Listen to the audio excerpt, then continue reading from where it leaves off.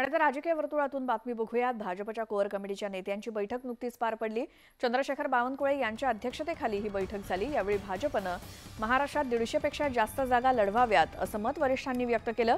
त्याचसोबत मित्रपक्षांना कोणत्या आणि किती जागा द्यायच्या हे ठरवण्याचा अधिकार देवेंद्र फडणवीस यांना देण्यात आलाय। भाजप कोअर कमिटीच्या बैठकीत आगामी विधानसभा निवडणुकीच्या पार्श्वभूमीवर देवेंद्र फडणवीसांवरती मोठी जबाबदारी असणार आहे आणि येत्या विधानसभा निवडणुकीत भाजप कोणत्या जागांवर लढणार हे निश्चित करण्याचे अधिकार देवेंद्र फडणवीसांकडे असल्याची माहिती सूत्रांनी दिली।